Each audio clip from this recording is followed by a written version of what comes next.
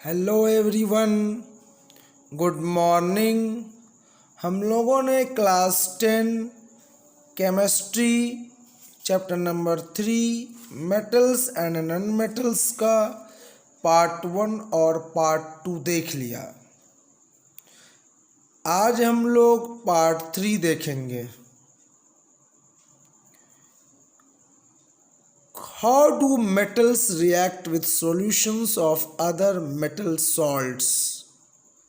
यानी मेटल कैसे रिएक्ट करता है किसी दूसरे मेटल सॉल्ट के सॉल्यूशंस से। यानी कि कोई दूसरे मेटल का अगर सॉल्यूशन है तो उसके साथ कोई मेटल कैसे रिएक्ट करता है। इसको समझने से पहले, इसको जानने से पहले हम लोगों को एक एक्टिविटी करने के लिए कहा गया है। क्या कहा गया है? बोला गया है एक क्लीन वायर ले लेना है कॉपर का और आयरन नेल का। हम लोगों को कॉपर वायर को डाल देना है एक सॉल्यूशन में जो कि आयरन सल्फेट का होगा, और फिर आयरन नेल को डाल देना है दूसरे सॉल्यूशन में जो कि कॉपर सल्फेट का होगा, और वो दोनों जो है अलग अलग टेस्ट ट्यूब्स में होंगे, जैसा कि हम लोग इस डायग्राम में देख सकते हैं। यहाँ पे हम लोगों को दिखाया गया है कि देखिए इसमें हम लोग क्या किए हैं, कॉपर सल्फेट सॉल्यूशन ले लिए और एक धागे से एक आयरन नेल को बांध करके इस टेस्ट ट्यूब में लटका दिए और उसके माउथ को कॉर्क से बंद कर दिए। दूसरा टेस्ट ट्यूब लिए, उसमें आयरन सल्फेट सॉल्यूशन लिए, इसमें कॉपर का एक तार को धागा से बांध करके टेस्ट ट्यूब में लटका दिए और माउथ को कॉर्क से बंद कर दिए। अब हम लोगों से पूछा जा रहा है कि किस टेस्ट ट्यूब में रिएक्शन हम लोगों को देखने के लिए मिलेगा। हम लोगों से ये पूछा जा रहा है, तो हम लोगों का जवाब क्या होना चाहिए? हम लोगों का जवाब ये होना चाहिए कि हम लोग क्लास 6, 7, 8 में पढ़ चुके हैं कि जो रिएक्टिव एलिमेंट होता है वो लेस रिएक्टिव वाले को डिस्प्लेस कर देता है, हटा देता है और उसकी जगह ले लेता है। तो आयरन क्या है? मोर रिएक्टिव है कॉपर से। आयरन क्या है? मोर रिएक्टिव है।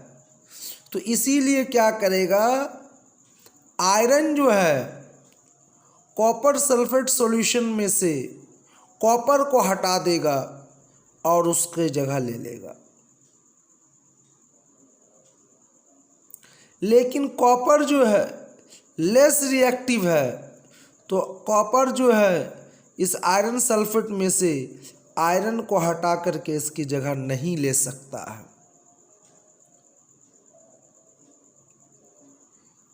इसलिए हम लोग थोड़ी देर के बाद क्या देखेंगे कि ये ब्लू कलर जो है गायब हो जाता है, ब्लूइश कलर हट जाता है।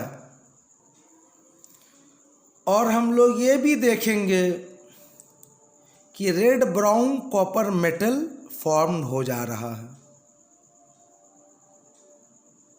क्या हो रहा है?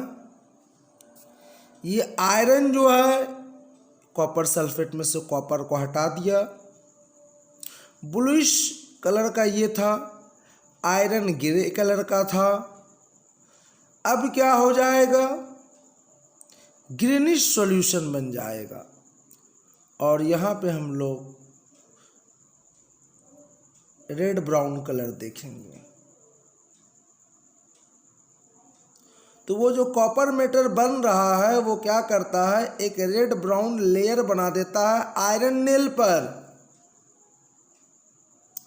आयरन नेल पर क्या करेगा, वो रेड ब्राउन कलर बना देगा, और इस तरह के रिएक्शन को हम लोग डिस्प्लेसमेंट रिएक्शन कहते हैं। टाइप्स ऑफ रिएक्शन के बारे में आप लोग पढ़े हैं, इसके बारे में समझ गए।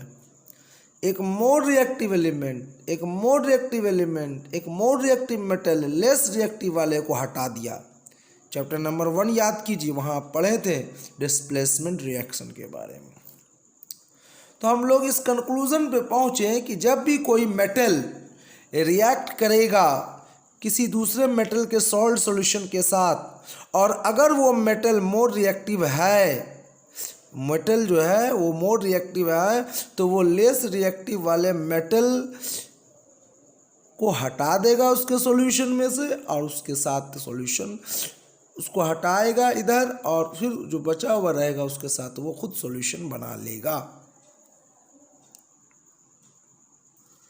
तो अब हम लोगों को ये समझना है कि इक्वेशन अगर लिखेंगे तो क्या होगा। जैसा कि आप स्क्रीन पर देख सकते हैं, Fe + CuSO4 मिलकर के बनाएगा FeSO4 + Cu। उसी तरह से और भी बहुत सारा रिएक्शंस होता है। डिस्प्लेसमेंट का सारा आप याद कर लीजिए, जो चैप्टर 1 में पढ़े थे, आपको समझ में आ जाएगा। नेक्स्ट पार्ट हम लोग आते हैं, रिएक्टिविटी सीरीज ऑफ मेटल्स। तो रिएक्टिविटी सीरीज ऑफ मेटल क्या है? ये ऐसा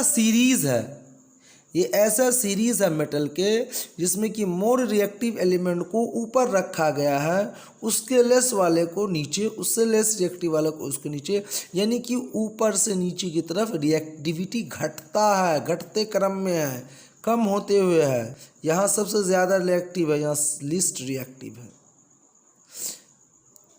पोटाशियम जो है इन सभी से रिएक्टिव है, सोडियम जो है इन सब से रिएक्टिव है लेकिन पोटाशियम से कम रिएक्टिव है। कैल्शियम इन सबों से रिएक्टिव है लेकिन पोटाशियम और सोडियम से कम रिएक्टिव है। इस तरह से आप इस रिएक्टिविटी सीरीज को याद करेंगे।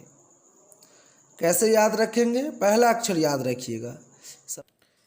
देखिए, मैं रिएक्टिविटी सीरीज ऑफ मेटल्स को याद रखने का तरीका आप लोगों को बता देता हूँ, कैसे आप याद रखिएगा।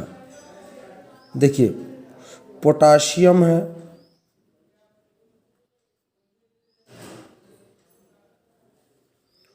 सोडियम है,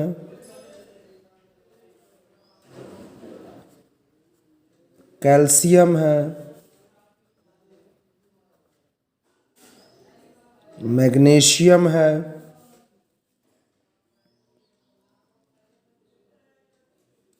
एल्युमिनियम है, जिंक है,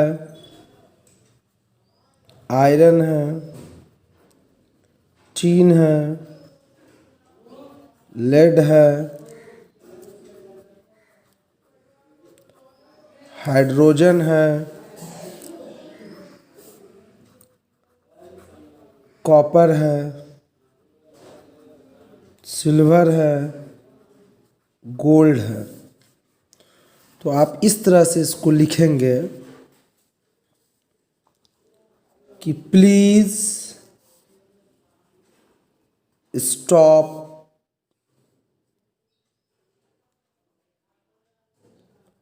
कॉलिंग मी ए zebra, instead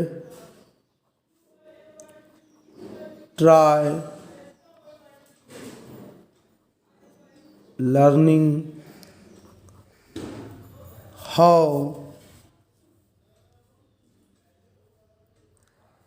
copper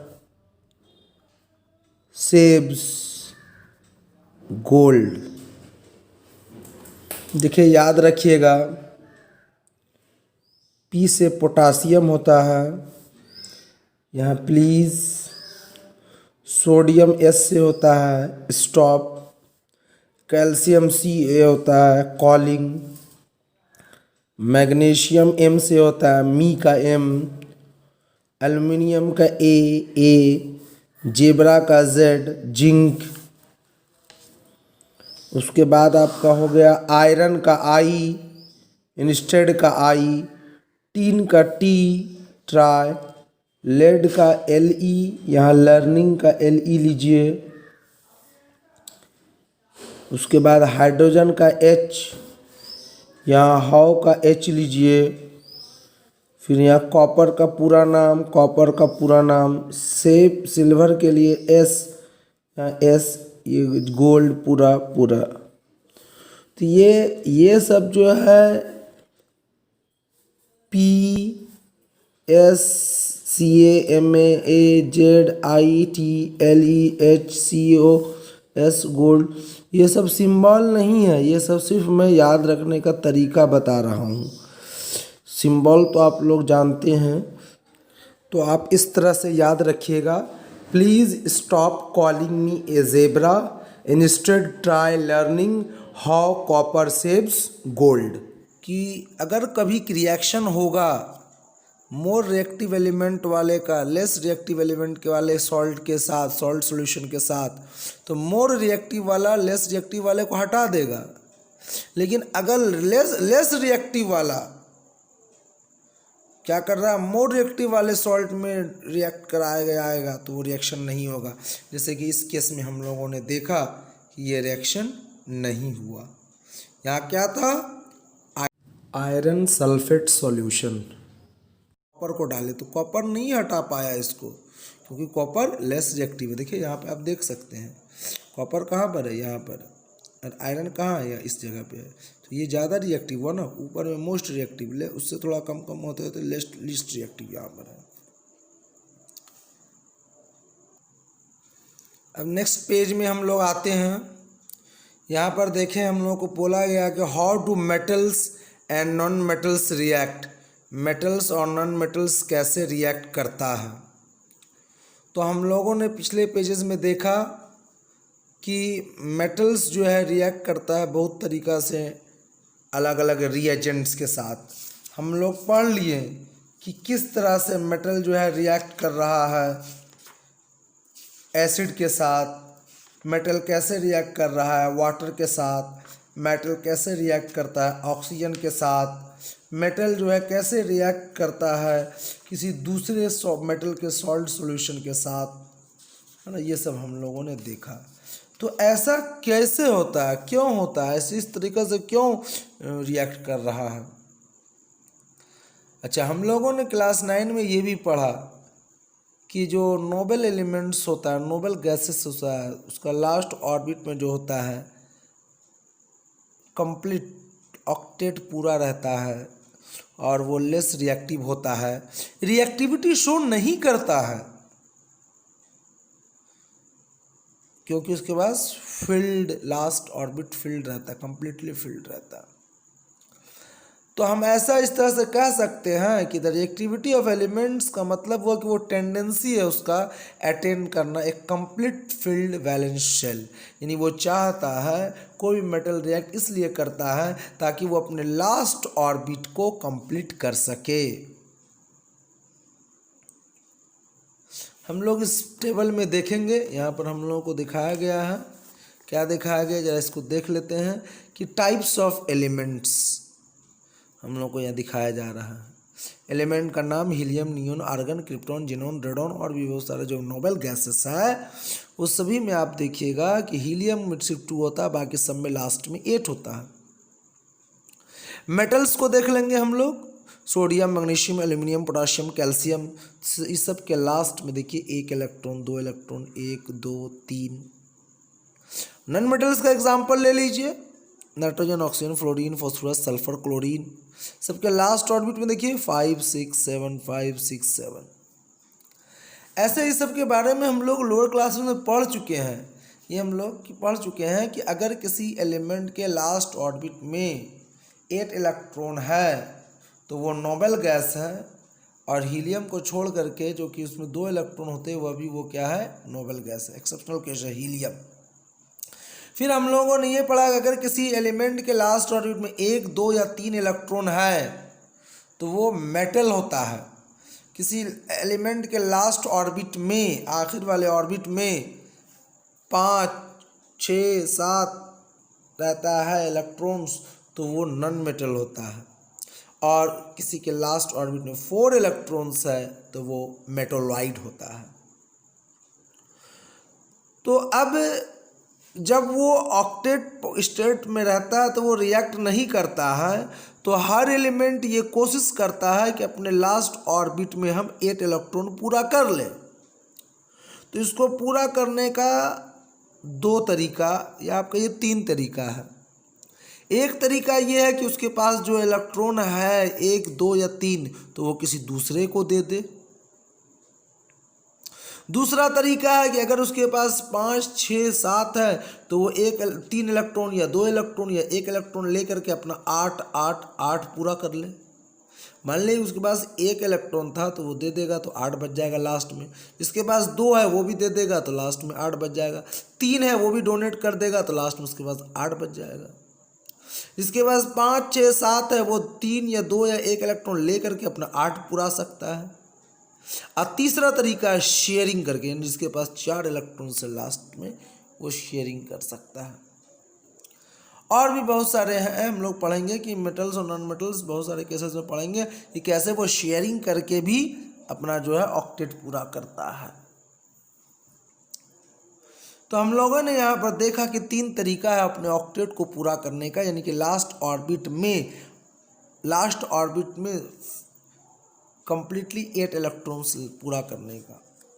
और इसीलिए एलिमेंट्स जो है रिएक्ट करता है अलग अलग तरीक़ा से, या तो वो डोनेट करके या एक्सेप्ट करके या शेयर करके क्या करता है, वो अपने ऑक्टेट को पूरा कर लेता है। यानी कि वो कोशिश करता है कि कंप्लीटली फिल्ड वैलेंस सेल हो जाए उसके पास।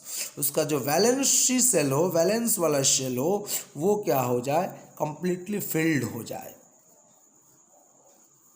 तो यानी कि अगर कोई 1, 2 या 3 इलेक्ट्रॉन लूज कर रहा है तो दूसरा गेन कर रहा है, और अगर ये गेन कर रहा है तो कोई लूज कर रहा है। तो इसलिए हम लोग पढ़ेंगे कि इलेक्ट्रॉन या तो लॉस्ट होता है या गेन्ड होता है या शेयर्ड होता है, और तभी जो वो है रिएक्शन होता है, तभी जो है कम्बिनेशन होता है, तभी जो है मेटल्स और नॉन मेटल्स एक दूसरे से रिएक्ट करता है।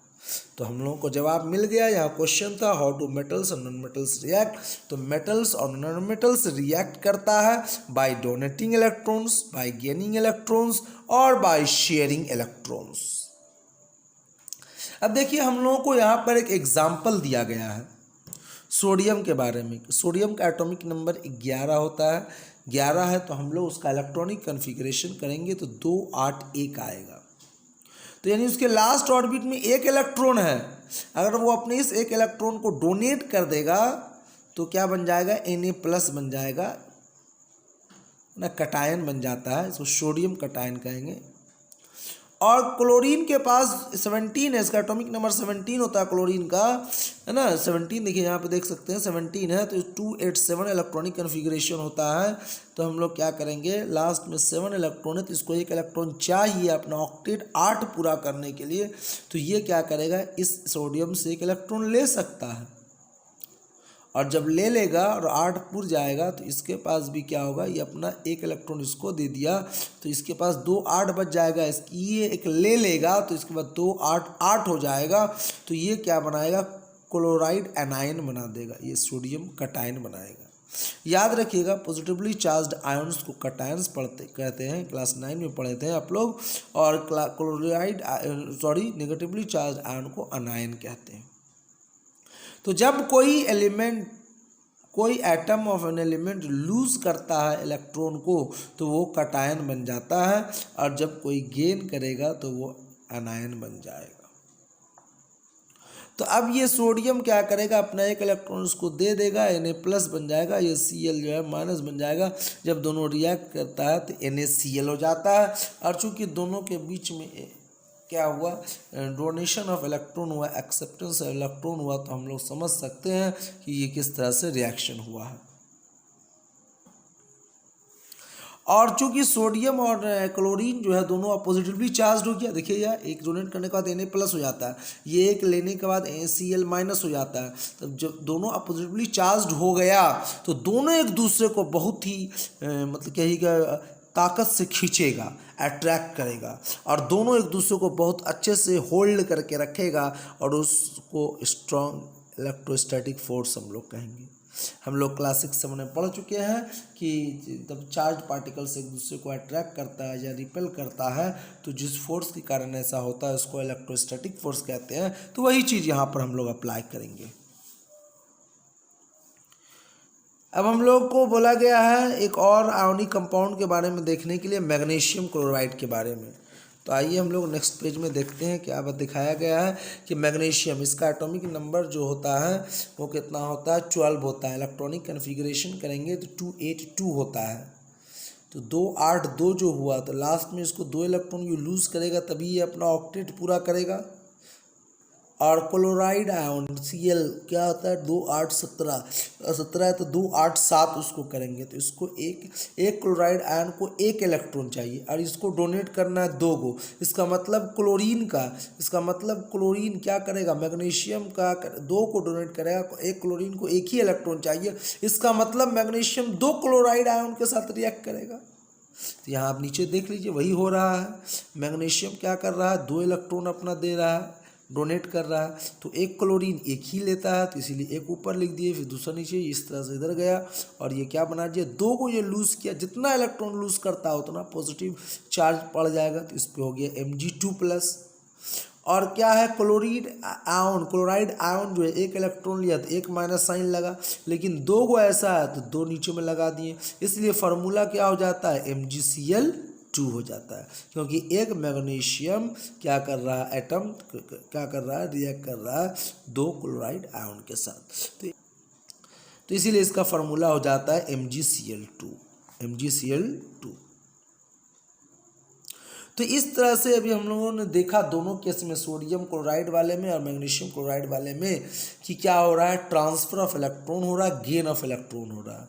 तो जब भी कोई कंपाउंड इस तरह से बनता है तो उसको हम लोग आयोनिक कंपाउंड कहते हैं। क्यों आयोनिक कहते हैं, क्योंकि देखिए पहले ये आयोन में बदलेगा, ये भी आयोन में बदलेगा, फिर दोनों आयोन्स का रिएक्शन होकर के कंपाउंड बनाता है, तो उसको हम लोग आयोनिक कंपाउंड कहते हैं। दूसरा इसका नाम है इलेक्ट्रोवैलेंट कंपाउंड। इसका दूसरा क्या नाम है इसी इस तरह के कंपाउंड का, इलेक्ट्रोवैलेंट कंपाउंड। क्यों इलेक्ट्रोवैलेंट हुआ, क्योंकि इसके लास्ट ऑर्बिट का जो है वैलेंस शेल का जो है इलेक्ट्रॉन्स को कंप्लीट करने का इन लोगों का टेंडेंसी रहता है। इसीलिए इस तरह का कंपाउंड, या ऐसा कहिए कि ये कंपाउंड जो है कैसे बनता है, लास्ट ऑर्बिट के वैलेंसी को पूरा करके, है ना, ऑक्टेट को पूरा करके। इसलिए हम इसको कह सकते हैं कि ये इलेक्ट्रोवैलेंट कंपाउंड्स है। तो अब बोल रहा है can you name the cation and anion, तो हम लोग ऑलरेडी कर चुके हैं सबके बारे में। तो ये जो हम लोगों का आयोनिक कंपाउंड्स के बारे में हम लोगों ने देखा, तो ये जो बॉन्ड होता है उस बॉन्ड को हम लोग आयोनिक बॉन्ड कहते हैं। क्या कहते हैं, आयोनिक बॉन्ड कहते हैं। द केमिकल बॉन्ड जो फॉर्म हो रहा है ट्रांसफर ऑफ इलेक्ट्रॉन्स के कारण एक एटम से दूसरे एटम में, और उसी को हम लोग आयोनिक बॉन्ड कहेंगे। ठीक है। अच्छा, एक बात और हम लोगों को यहाँ समझने का है कि ये आयोनिक कंपाउंड्स जो होता है ये क्या होता है, ये बनता है मेटल और नॉन मेटल के बीच में। आयोनिक कंपाउंड जो होता है वो आयोन्स से मिलकर के बना होता है, आयोन्स। और यूजुअली आयोनिक कंपाउंड जो होता है वो मेटल और नॉन मेटल के बीच में बनता है, यानी कि जब एक मेटल और एक नॉन मेटल रिएक्ट करेगा तभी आयोनिक कंपाउंड्स बनेगा। नेक्स्ट पार्ट हम लोग आते हैं प्रॉपर्टीज़ ऑफ आयोनिक कंपाउंड। अभी जो हम लोगों ने पढ़ा कि ये इस तरह के कंपाउंड्स को आयोनिक कंपाउंड कहते हैं या इलेक्ट्रोवैलेंट कंपाउंड कहते हैं, तो हम लोगों को बोल रहा है कि इसका प्रॉपर्टीज़ के बारे में पढ़िए। तो एक एक्टिविटी करने के लिए कहा गया है, जैसे देखिए इस एक्टिविटी 3.13 में क्या बोला जा रहा है, हम लोगों को बोला जा रहा है सैंपल ले लीजिए। किसका ले लीजिए, सोडियम क्लोराइड का, पोटाशियम का, पोटाशियम आयोडाइड का, बेरियम क्लोराइड का, या कोई भी दूसरे सॉल्ट का अपने साइंस लैबोरेटरी से। अब हम लोगों से पूछा जा रहा है कि what is the physical state of these salt, ये जब सॉल्ट लेंगे तो इसका फिजिकल स्टेट कैसा होगा, उसके बारे में हम लोगों से पूछा जा रहा है। सॉल्ट्स हम लोग लिए sodium chloride, potassium iodide, barium chloride को अपने साइंस लेबोरेटरी में। तो हम लोग देखेंगे ये सब सॉल्ट जो है सॉलिड है। नेक्स्ट आगे हम लोगों को करने के लिए बोला जा रहा है कि इस थोड़ा सा सैंपल ले लीजिए एक इस स्पैटूला में, यानी कि जिसमें रख करके हम लोग हीट करते हैं, चम्मच टाइप का होता है, और डायरेक्टली फ्लेम में हीट कीजिए। तो हीट करेंगे तो क्या बोल रहा है रिपीट कीजिए अलग अलग सैंपल के साथ। व्हाट डू यू ऑब्जर्व्ड, क्या ये मेल्ट करता है? नहीं, ये मेल्ट नहीं करेगा।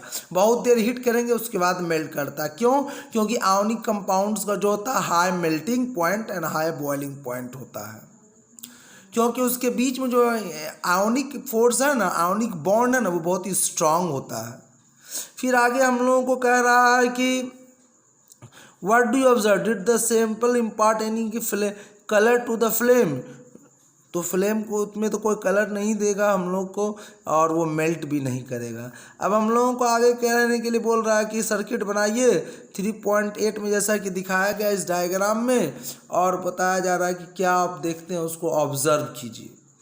तो जब हम लोग इस तरह का सर्किट बनाएंगे, सर्किट इलेक्ट्रोड्स को डालेंगे अलग अलग मेटल सॉल्ट्स में, मान लीजिए एक बार sodium chloride, potassium iodide, barium chloride, तीनों को बारी बारी से लेकर के चेक करेंगे, तो हम लोगों को ये देखने को मिलेगा कि हर बार ये बल्ब ग्लो कर रहा है, हर बार ये बल्ब ग्लो करता है। बल्ब ग्लो करने लगता है क्योंकि जब इस आयोनिक कंपाउंड को, यानी कि सॉल्ट सबको हम लोग डिसॉल्व किए पानी में बारी बारी से, तो क्या हो गया, उसका क्रिस्टल स्ट्रक्चर ब्रेक कर गया और उसका आयोन्स फ्री हो गया, और वो फ्री आयोन्स ही क्या कहा, कंडक्ट करने लगा इलेक्ट्रिसिटी। इस तरह से हर बार हम लोग बल्ब को ग्लो होता हुआ देखेंगे। देखिए यहाँ पे हम लोगों को कोई मेटल्स के कुछ मेटल्स के सॉल्ट का, आयोनिक कंपाउंड का मेल्टिंग पॉइंट और बॉइलिंग पॉइंट दिया गया है। नेक्स्ट अब हम लोग आते हैं प्रॉपर्टीज, हम लोग देखेंगे फिजिकल नेचर। तो आयोनिक कंपाउंड्स जो होता है वो क्या होता है, सॉलिड होता है, हार्ड होता है। क्यों? क्योंकि स्ट्रॉन्ग फोर्स ऑफ अट्रैक्शन होता है उसके अपोजिटिवली चार्ज्ड आयन्स के बीच में। कंपाउंड जो होता है जनरली ब्रिटल हो जाता है, वो मतलब कि अगर पीटेंगे उसको तो चूर चूर हो जाएगा, स्मॉल पीसेस में टूट जाएगा हाई प्रेशर के बाद। Melting and boiling point, ionic compounds का जो high melting and boiling point होता है, जैसा कि हम लोगों ने अभी पिछले पेज में टेबल में देखा। क्यों? क्योंकि उसके बीच में जो है अमाउंट ऑफ एनर्जी जो होगा रिक्वायर्ड होगा ज़्यादा उसके बीच के आयोनिक बॉन्ड को तोड़ने के लिए। सॉलिबिलिटी में क्या देखेंगे कि ये आयोनिक कंपाउंड जो होता है जनरली सोल्यूबल होता है वाटर में, लेकिन बाकी दूसरे सॉल्वेंट्स में सोल्यूबल नहीं होता, नहीं घुलेगा, जैसे कि केरोसिन हो गया, पेट्रोल हो गया, ये सब में नहीं घुलता है। Next, conduction of electricity. Conduction of electricity में हम लोगों ने देखा कि अगर वो सॉलिड स्टेट में है तो वो इलेक्ट्रिसिटी कंडक्ट नहीं कर रहा है, क्योंकि उसके पास फ्री आयन्स नहीं है इलेक्ट्रिक करंट को ले जाने के लिए। लेकिन जब उसको हम लोग पानी में घुला देते हैं तो वो क्या करता है, गुड कंडक्टर की तरह बिहेव करता है, क्योंकि वहाँ जो है क्रिस्टल जो है टूट जाता है, वो जो क्रिस्टल रहता है सॉल्ट का स्ट्रक्चर, क्रिस्टल स्ट्रक्चर वो टूट जाता है और आयन्स फ्री आयन्स में बदल जाता है, और वही फ्री आयन जो है क्या करता है, इलेक्ट्रिक करंट को कंडक्ट करता है। इस तरह से हम कह सकते हैं कि ionic compounds conduct electricity in the molten state. Molten state मतलब आप कह सकते हैं कि ना ही सॉलिड है ना ही पूरा लिक्विड है, एकदम थोड़ा गाढ़ा टाइप का हम कह सकते हैं, सेमी सॉलिड कह सकते हैं। This is because in the molten states in the electrostatic force of attraction between the oppositely charged ions are overcome due to heat, the ions move freely and conduct electricity. तो ये मैं आप लोगों को already समझा चुका हूँ। आगे का पार्ट ऑकरेंस ऑफ मेटल है ना, और उसके बाद इसका जो मेटलर्जिकल प्रोसेसेस है और ये जो कोरिजन है, इसका methods of prevention of corrosion है, ये सब हम लोगों के इस बार सिलेबस में नहीं है। कोविड-19 के कारण जो डिलीटेड सिलेबस है उसमें ये इंक्लूड किया गया, यानी कि इस पोर्शन को रिमूव कर दिया गया है। यानी कि जो बच्चे CBSE 2021 में देंगे एग्ज़ाम, उनके लिए यहाँ से आगे का पार्ट इस चैप्टर का रिमूव कर दिया गया है, इसलिए मैं आगे का पार्ट अभी नहीं बनाऊँगा। अब नेक्स्ट ईयर मैं आगे का पार्ट समझाऊँगा। अच्छा, जब तक आप लोग अच्छे से स्टडी कीजिए। Wish you all the best. Thank you.